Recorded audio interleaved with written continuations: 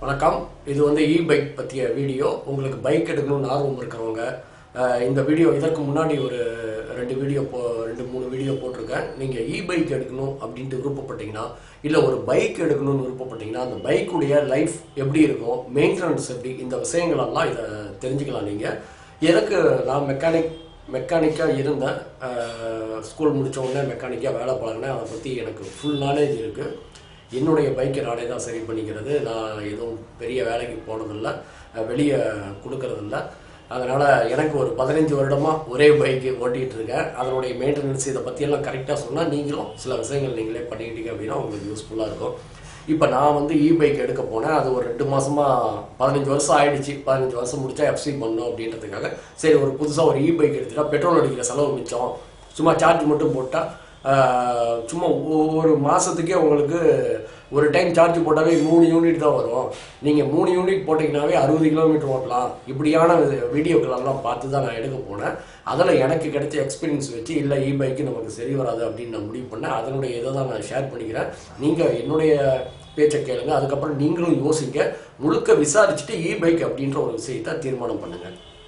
நமக்கு இ-பைக்குக்கும் பெட்ரோல் பைக்குக்கும் என்ன முக்கியமாக சொல்கிறாங்க அப்படின்னா, பெட்ரோல் அடிக்க தேவையில்லை. நீங்கள் ஒரு டைம் லித்தியம் பேட்டரின்னு சொல்கிறாங்க. அதை சார்ஜ் போட்டிங்க அப்படின்னா 40 கிலோமீட்டர் வர பேட்டரி இருக்குது, 60 கிலோமீட்டர் வர பேட்டரி இருக்குது, 80 கிலோமீட்டர் வர பேட்டரி இருக்குது அப்படின்றது. இந்த பேட்டரியுடைய கெப்பாசிட்டியை பொறுத்து தான் வண்டியுடைய ரேட்டை ஃபிக்ஸ் பண்ணுறாங்க. மினிமம் நமக்கு ஆரம்பிக்கிறது ஓரளவுக்கான வண்டி அப்படின்ட்டு பார்த்தாவே 53,000 ரூபா அப்படின்றது. இ-டிரான்ஸ் அப்படின்றது ஒன்று. அதுக்கப்புறம் ஹீரோ ஹோண்டா இல்லை, ஹீரோன்ற ஒரு கம்பெனி எலக்ட்ரிக் வெஹிக்கிள், ஹீரோ எலக்ட்ரிக்னு சொல்லிட்டு அது ஒன்று பண்ணிகிட்டு இருக்காங்க. அப்புறம் ஆம்பியன்னு சொல்லிட்டு அது ஒன்று வந்துட்டு இருக்கு. இ-டிரான்ஸ் அப்படின்ட்டு அவங்க ஒன்று பண்ணிகிட்டு இருக்காங்க. இப்போ ஐக்யூப்னு சொல்லிட்டு டிவிஎஸில் ஒன்று லான்ச் பண்ணுறாங்க. பஜாஜில் இதெல்லாம் பண்ணிகிட்டு இருக்காங்க.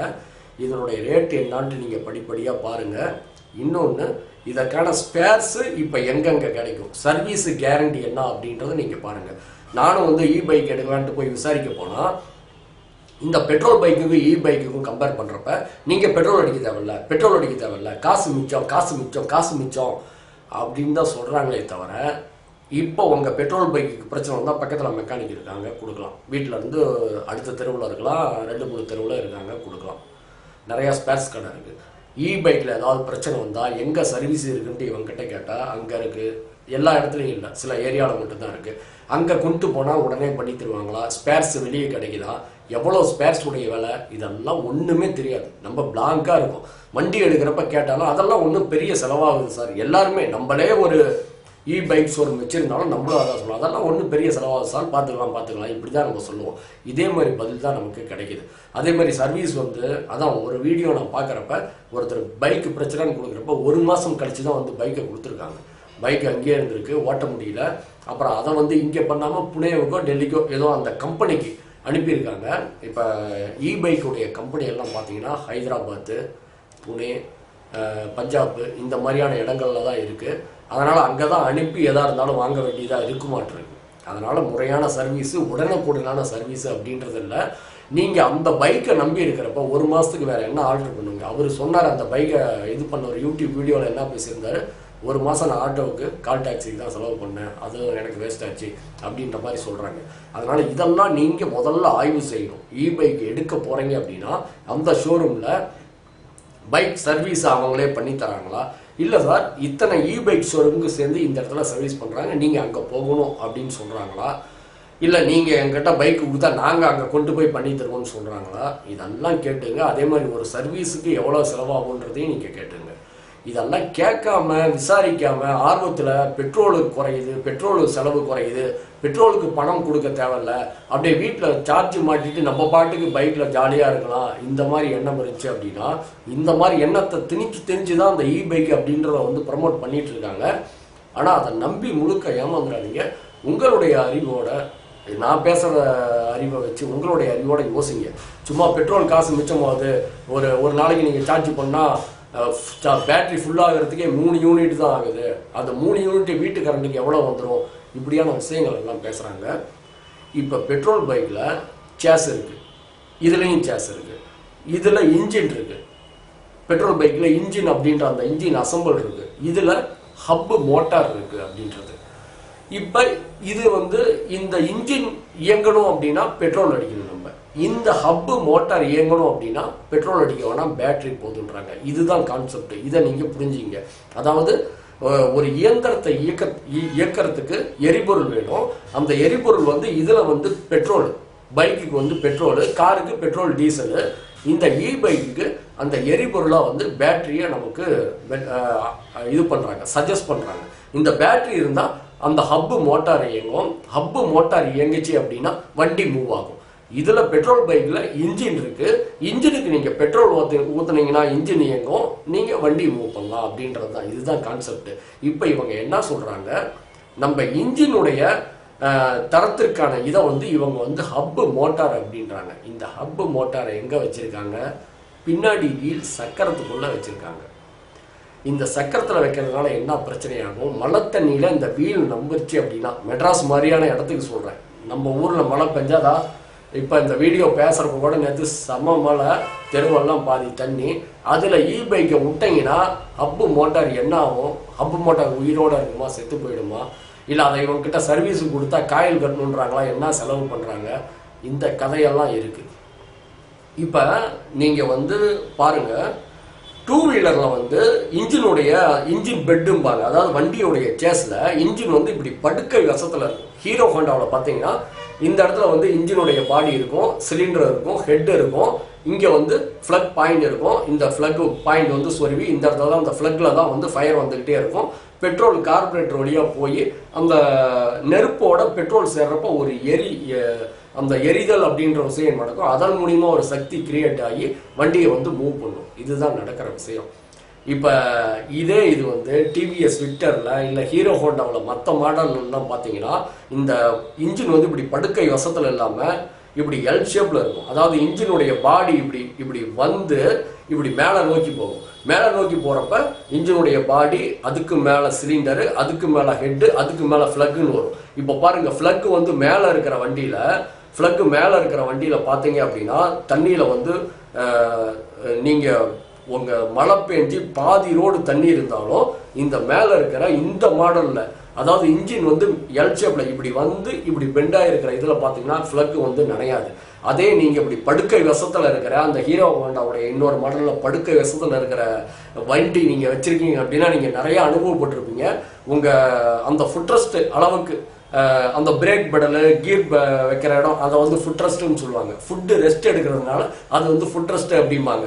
இப்போ அந்த ஃபுட் ரெஸ்ட் எடுக்கிற அந்த இடம் வரைக்குமே தண்ணி வந்துச்சு அப்படின்னா ஃப்ளக்கில் தண்ணி அப்படியே உள்ளே போய் வண்டி ஆஃப் ஆகி நிற்கும். அதே இந்த ஹெட்டு மேலே இருந்து எல் ஷேப்பில் வர இன்ஜின் அப்படின்னா மேலே இருக்கும், அவ்வளோ சீக்கிரம் படாது.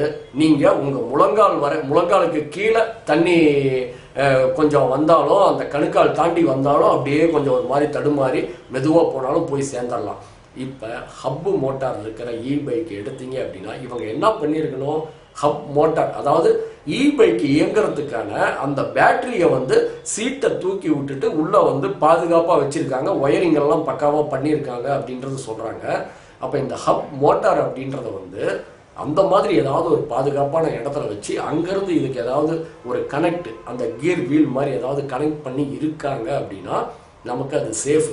இல்லை அப்படின்னா இப்போ இதுக்கெல்லாம் கொடுத்துருக்கிறது எங்கே இருக்குதுன்னு பார்த்தீங்க அப்படின்னா பின்னாடி வீலு, அந்த ஹப்புன்னு எதை சொல்லுவாங்க அப்படின்னா நம்ம டயர் டியூப் இருக்கும். அந்த டயர் டியூப்பை ஃபிட் பண்ணுறதுக்கான டிஸ்க் இருக்கும். அந்த டிஸ்கை கனெக்ட் பண்ணுறதுக்கு ஒரு 5 நெட்டு போட்டு முறுக்கி ஒரு இது வச்சுருப்பாங்க.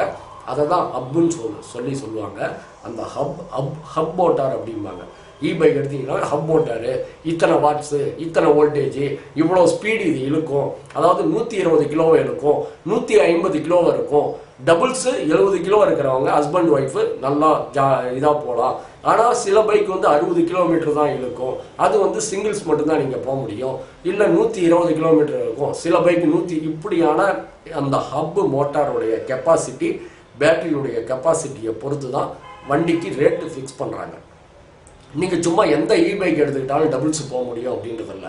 அதுவும் நம்ம கோடம்பாக்கம் மேம்பாலம் ஏறுறோம், இல்லை மற்ற மேம்பாலங்களெல்லாம் வடபழனி மேம்பாலம் ஏறுறோம், நிறைய பாலங்கள் இருக்குது. அதில் மேலே ஏறுறப்ப சிங்கிள் தனியால் வச்சு இழுக்குமான்றதே கேள்விக்குறியாக இருக்குது. இவ்வளோ விஷயம் இருக்குது. அதனால் சும்மா பெட்ரோல் போட தேவையில்ல, சார்ஜ் பண்ணால் போதும், சார்ஜ் பண்ணால் போதும் ஓட்டிக்கலாம் அப்படின்னா, இது இந்த ஹப்பு மோட்டார் தண்ணியில் நினைஞ்சதுன்னா எவ்வளோ செலவு வைக்கும், அதை எப்போ சர்வீஸ் பண்ணி தருவாங்க, அதுக்கு எவ்வளோ சார்ஜ் பண்ணுவாங்க. இப்போ ஃபேனுக்கு காயில் போயிடுச்சு அப்படின்னா, அதான் சார் இதெல்லாம் கட்டிகிட்டு இருக்காங்க சார், மேலே ஒரு 400 போட்டு 500 போட்டு புது ஃபேன் வாங்கியிருக்கு சார், இதெல்லாம் கேரண்டி இல்லை அப்படிம்பாங்க. நம்ம சில இப்போ பழக்கமான ஃபேன் ரிப்பேர் பண்ணுறாங்க, இல்லை சார் ஒன்றும் இல்லை கண்டிப்பாக வரும் சார், 3 வருஷம் 4 வருஷம் வரும் சார், நீங்கள் பயப்படாதீங்கன்ட்டு நமக்கு பழக்கமானவங்க நம்பிக்கையை ஒட்டி கட்டி கொடுப்பாங்க. அது மாதிரி வந்துட்டுருக்கோம். அந்த மாதிரி இங்கே வேலை பார்க்குறதுக்கு இது பண்ணுறதுக்கு என்ன இருக்குது, எவ்வளோ ரேட்டு, என்ன செலவாச்சுன்னா என்ன பண்ண போகிறோம், இதெல்லாம் இந்த விஷயங்கள் எல்லாம் இருக்குது. இதை நீங்கள் யோசிங்க. அவங்க சொல்கிறாங்க பெட்ரோல் போட தேவையில்ல, சார்ஜ் போட்டால் போதும் வண்டி போகுன்ட்டு. நீங்கள் சென்னையில் இருக்கிறோம், இல்லை மற்ற ஊரில் எங்கெங்கே தண்ணி மேக்சிமம் தண்ணி தேங்கினா ரோடு லட்சணம்லாம் அப்படி தான் இருக்குது. அதாவது மழை லேசாக பெய்கிற மழையில் பைக்கு போவோம், அதில் யாருக்கும் எந்த டவுட்டும் இல்லை. ஆனால் நல்ல மழை பெஞ்சு நமக்கு நவம்பர் டிசம்பரில் 3லேருந்து 5 புயல் கேரண்டி சென்னையில். அப்போ இந்த இடத்துல நீங்கள் பைக்கை வாங்கி இந்த 3 மாதம் அக்டோபர் நவம்பர் டிசம்பர் இந்த 3 மாதத்தில் மழைகள் நனைஞ்சு நின்று வண்டியை தள்ளிக்கிட்டு என்ன பண்ண போகிறீங்க, இதெல்லாம் ஆய்வு செய்ய வேண்டிய கட்டாயத்தில் நம்ம இருக்கோம். அதனால் இந்த இதற்கு வண்டிக்கு பெட்ரோல் போடணும், இன்ஜின் பராமரிப்பு இருக்குது அப்படின்றப்ப இதற்கும் நீங்கள் பேட்டரிக்கு மாற்றி ஆகணும், பேட்டரியை மெயின்டைன் பண்ணி ஆகணும். இந்த இன்ஜினை சர்வீஸ் பண்ணுற மாதிரி பேட்டரியை சர்வீஸ் பண்ண முடியாது, எடுத்து தூக்கி போட்டு வேறு பேட்டரி தான் மாற்றணுன்றாங்க. இப்போ ஹப்பு மோட்டாருக்கு என்ன கேரண்டி கொடுக்குறாங்க, இதெல்லாம் பாருங்கள், யோசிங்க. அதுக்கப்புறம் பைக்கு உங்களுக்கு திருப்தி பார்த்தா அதுக்கப்புறம் செயல்படுங்க. மற்ற விஷயங்களில் அடுத்த வீடியோக்களில் பேசுகிறேன், பாருங்கள், தொடர்ந்து பாருங்கள். உங்களுக்கு பைக் பற்றிய ஒவ்வொரு விஷயமும் கிளியர் கட்டாக நான் பேசிட்டு வரேன். இன்னொன்று, பெட்ரோல் பைக்கில் நீங்கள் கரெக்டாக மெயின்டைன் பண்ணிங்கன்னா எப்படி செலவு இல்லாமல் கொண்டு போகலாம் அப்படின்றத நான் சொல்கிறேன். என்னுடைய பைக்கு 1,10,10,000 ஓடி இருக்கிற இந்த 15 வருஷத்தில் ஒட்டுமொத்தமாக எவ்வளோ செலவு பண்ணேன், எவ்வளோ மிச்சம் பண்ணேன், இதையும் நான் சொல்கிறேன். இதற்கும் பைக்குக்கும் கால்குலேட் பண்ணுங்கள். அதுக்கப்புறம் நீங்கள் பைக் வாங்கலாமா பெட்ரோல் பைக் வாங்கலாமான்ட்டு முடிவு பண்ணுங்கள். ஒரு கட்டத்தில் பைக் மாறலாம் 10 வருஷம் கழிச்சு, அப்போ மாறுறப்ப நம்மளும் மாறிக்கலாம். ஓகே, நன்றி, வணக்கம்.